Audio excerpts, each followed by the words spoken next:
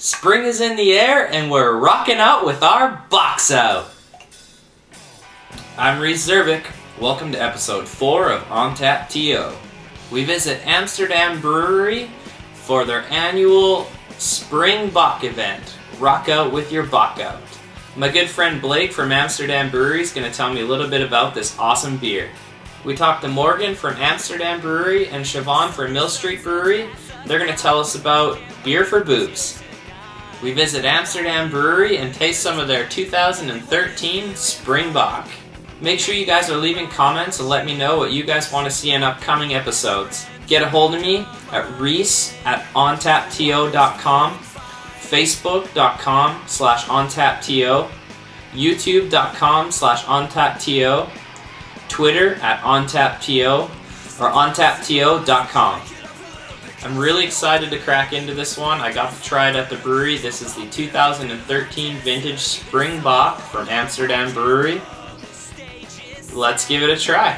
I also had the chance to try the 2012 vintage, which was definitely more aged and more balanced mouthfeel, whereas the new Spring Bock 2013, the hops were more present and it was a little bit more crisp, which is what you'd expect from a more recent brew.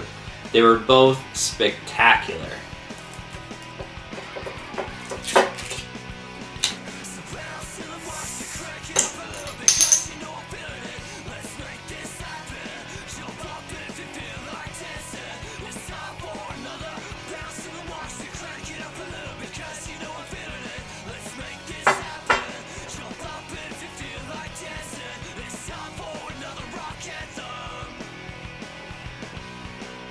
So a good 30 seconds after the pour, the head's fizzled out and now it's just a little bit of bubbles on top. It's a dark brown color, but I can still see through it. There's a tiny bit of haze, but for the most part it's pretty clear.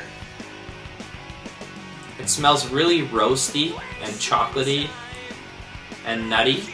Now for my favorite part.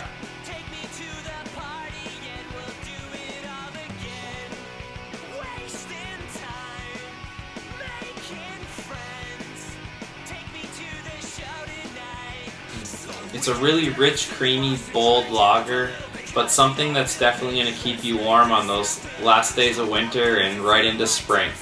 This Spring Bock has been aged for 6 weeks, which is 3 weeks longer than regular lagers, and apparently it does really well with cellaring, and I can vouch for that because the 2012 vintage was really great as well.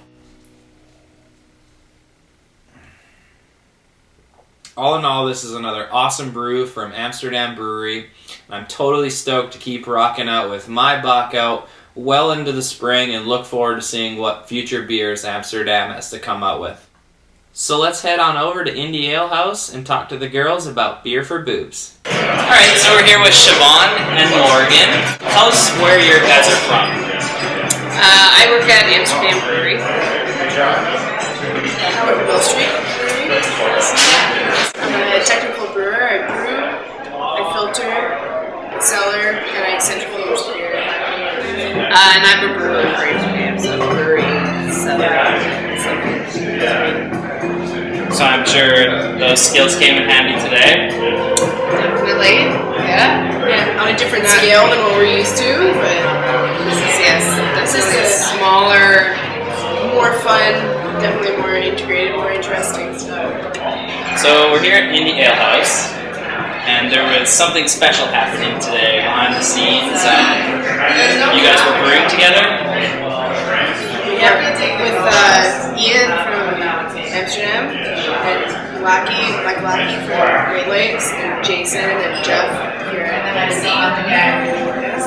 we're brewing a blood orange imperial wit, and it should be awesome. It should be very good. All kinds of spices and really great yeast. And, yeah, we're looking forward to it. What exactly is beer for boobs? Beer for Boobs is more of a charitable organization that we started a year ago, focusing on breast cancer awareness. So it originated in 2012, where we raised was $6,000. Yeah, that was great. It was unexpected too. Yeah, we were like, well, we're gonna do this thing. We were thinking we'd have like a couple beers, and they were like, no, let's do a beer for every woman involved. So there were 9 of us. Okay, well, 9 beers. Whoa, this is epic. And then Barvola was like, yeah, we can do 9 beers. And Ralph has, at Barvola got really into it. And he's like, yeah, 9 beers. We'll do this huge event. And then we made our 9 beers, and it was such a success that the lineup at the door was 3 hours long for like half the people who came waited in line for 3 hours. So this year we've basically tripled our effort, or maybe even more than tripled. Yeah. So last year we started with just 9-10 female brewers in Ontario. Yeah. Brew beer, collaborative beers with other women, and this year we've taken it beyond that realm of now including anybody who wants any to, brewery, any male, any female want to be involved, and we've expanded to beer, collaborations, and we showcase it at the event, and all the proceeds from the beer and the donations are towards whichever charity.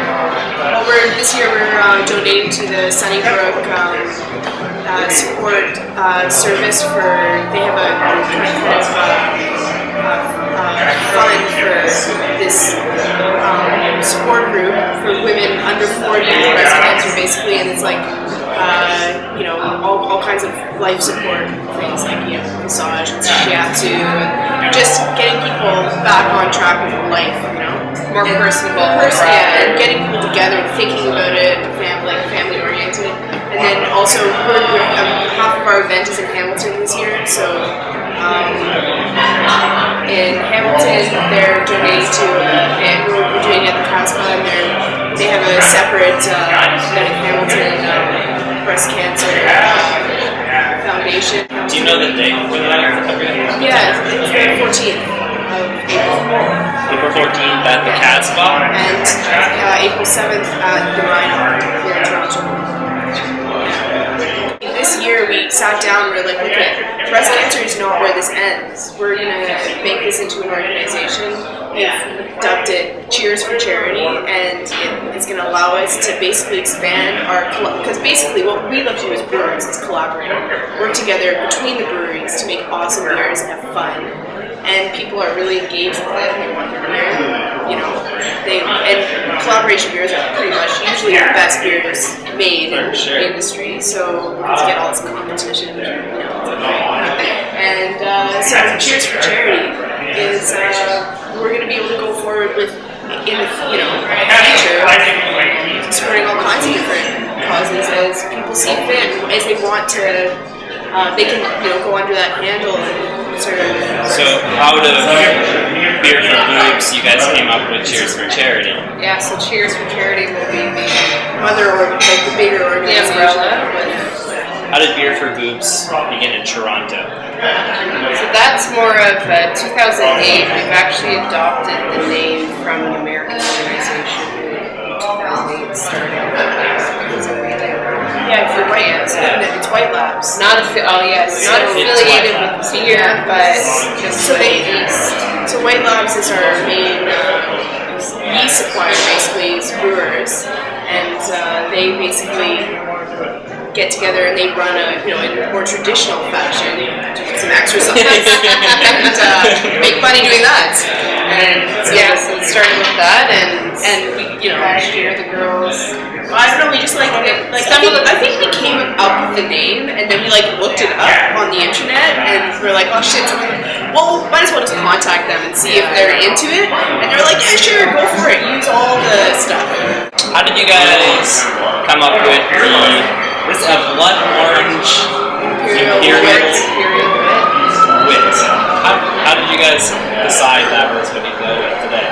Many collaborations, many emails. There were 6 of us, 7 of us, just email correspondence, and we're trying to figure out a recipe and what style we want, and just bounce ideas on each other, and that's what, in the end, we came up with. So, Had anyone used blood oranges in a recipe yet? I have not personally, no. I've had beers with that I have used blood orange. It's a beautiful color and flavors. Did it show up nicely and Yeah, in the wort? the runoff, it's shown through. We're hoping that in the secondary. We can ramp it up a little bit and get some more in there because we're going to put in some more juice and stuff like that. So, yeah, and the fantastic thing about brewing with so many amazing breweries, like, these guys that we look up to in our professional development and all that, is that you can basically count on everything being amazing all the time. Absolutely. Talking about shellackies and can't miss. Like the best brewers in the country. Yeah. Or in this Bounce room. ideas off them and they'll come back. Say, yay, no, Yeah. Did you say there was like 20-something brews for the Beers for Boobs event?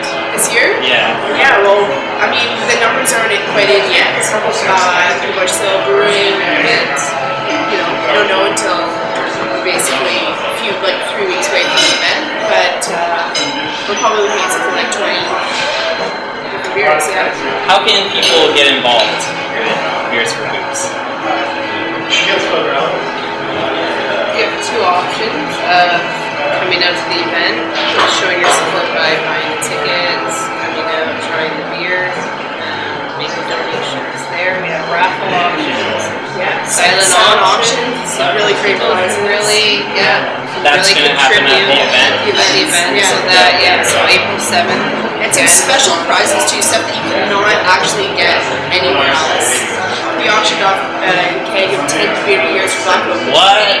Yeah, it's like people run after that beer like I crazy. love that. Yeah, it's that whole, keg of it. The best stuff like that. We're getting, and breweries are so supportive. Everyone's just amazing. Donating the coolest thing that they can possibly offer. So again, one more time, what are the dates for those events? The April 7th at the Rhino in Toronto. I think the starting time is 2. It's 2 free tickets. And no, I think it's all tickets at the door. Both events, ticket at the door. The Rhino event starts at, I think, 2 and runs till 8. And the Casper event runs from 1 until 6 or 7. Absolutely, most definitely look forward to trying the Blood Orange Imperial and all the other beers. So many at the events, yeah.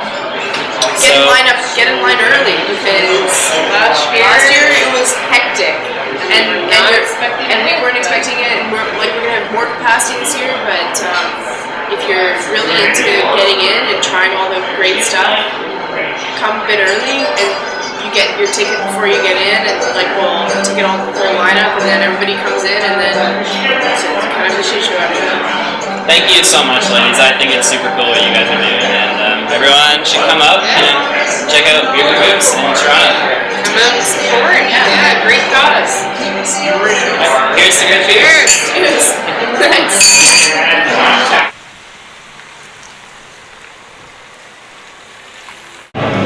Rock out with your Bock out.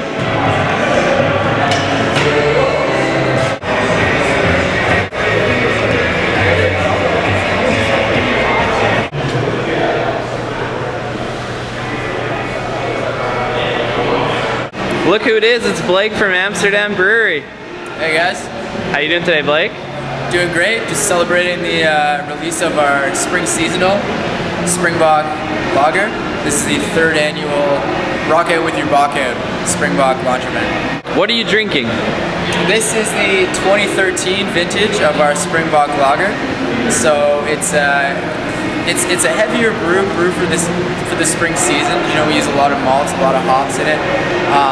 It's got this really great malty, roasty flavor, all backed by a nice, fairly bitter hop that blends all together with the great malts that we use here. So what's happening at the event? We're just celebrating the spring brewing season.